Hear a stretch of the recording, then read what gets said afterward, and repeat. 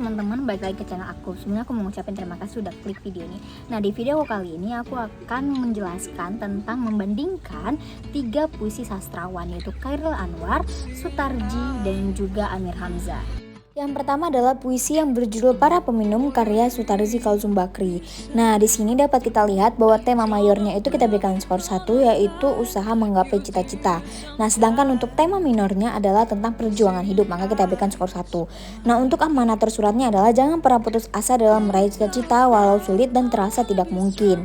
Nah, kita berikan skor 1. Kemudian untuk amanah tersiratnya adalah banyak orang-orang yang sukses di masa yang sekarang bukanlah orang besar di masa lalu. Mereka bertekun dan berusaha demi menggapai cita-cita yang diimpikan. Maka kita berikan skor 1. Nah, sedangkan untuk pola lari yaitu 4-5 kata dan 8-12 suku kata itu kita berikan skor 4. Nah, untuk pola baitnya juga kita berikan skor 4. Pola rima kita berikan skor 2. Nah, sedangkan untuk diksi kita berikan skor 3, di mana terdapat beberapa majaz hiperbola di dalamnya seperti mendaki gunung mabuk yang artinya jangan mudah putus asa dalam menggapai cita-cita, dan juga memetik bulan, yaitu melambangkan suatu cita-cita yang tidak mungkin diraih. Maka skor keseluruhan yang terdapat dalam puisi Para Peminum karya Sutarji kita berikan skor 18. Kesimpulan yang diperoleh dalam puisi yang berjudul Para Peminum ini banyak memiliki amanat dan juga pesan yang banyak. Nah, puisi Para Peminum ini menggambarkan dengan jelas bagaimana orang berusaha untuk mendapatkan sesuatu walau sesuatu itu tak mungkin dicapai. Berbagai tantangan dan kesenangan hidup melanda dan menggoda, namun mereka tetap berusaha dan pada akhirnya keberhasilan tetap memihak orang yang tak mudah putus asa. Nah, sehingga mereka berhasil meraih cita-cita yang awalnya dianggap tak mungkin itu. Nah, keberhasilan itu juga menjadi kesenangan tersendiri bagi mereka dan mereka selalu mengenangnya. Nah, jadi puisi ini. Karya sastra yang kedua adalah karya sastra karya Chairil Anwar yang berjudul Persetujuan dengan Bung Karno. Nah, puisi ini memiliki tema mayor yaitu persetujuan para pejuang dengan Bung Karno serta rakyat Indonesia dalam mempertahankan kemerdekaan Indonesia. Maka kita berikan skor 1. Nah, untuk tema minornya itu kita berikan skor 2, di mana tema minornya adalah yang pertama posisi Bung Karno yang membawa pengaruh, dan yang kedua semangat mendampingi pemimpin negeri. Nah, kemudian untuk amanah tersurat itu kita berikan skor 1, di mana amanah tersuratnya adalah persetujuan dan kesepakatan adalah cara bangsa Indonesia dalam mempertahankan kemerdekaan Indonesia. Nah, sedangkan untuk amanah tersiratnya adalah para pejuang di bawah pimpinan Bung Karno bersama-sama menyatukan jiwa dan raganya demi membela Indonesia sesulit apapun rintangannya. Nah, untuk pola larik tersendiri dia tidak terdapat pola lariknya. Nah, sedangkan untuk pola bait itu memiliki skor 5. Nah, untuk pola rima dia juga memiliki skor 2, dan untuk diksi ataupun gaya bahasanya terdapat beberapa majaz. Nah, di antaranya yang pertama ada majaz pleonasme, yaitu pada kalimat dipanggang di atas apimu.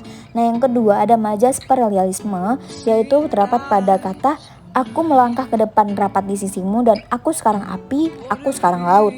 Kemudian terdapat juga majaz antitetis, yaitu terdapat pada kalimat kapal-kapal kita menolak dan berlabuh.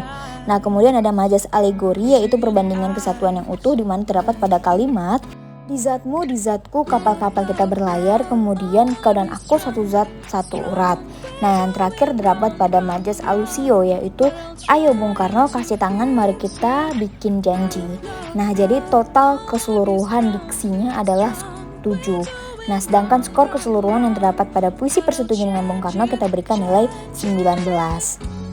Kesimpulan yang terdapat dalam karya puisi Chairil Anwar yang berjudul Persetujuan dengan Bung Karno ini menceritakan bagaimana para pejuang dengan Bung Karno serta rakyat Indonesia dalam mempertahankan kemerdekaan Indonesia.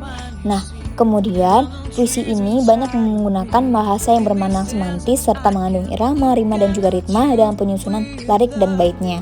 Nah, selanjutnya mendefinisikan puisi sebagai perwujudan imajinasi, curahan hati, dan seorang penyair yang mengajak orang lain ke dunianya. Jadi puisi Chairil Anwar ini setara antara manfaat dan juga unsur keindahannya. Karya sastra yang terakhir adalah karya sastra Amir Hamzah yang berjudul Doa. Nah, karya sastra ini memiliki tema mayor tentang percintaan, maka kita berikan skor 1. Nah, sedangkan untuk tema minornya juga kita berikan skor 1, yaitu tentang kedekatan manusia dengan Tuhannya.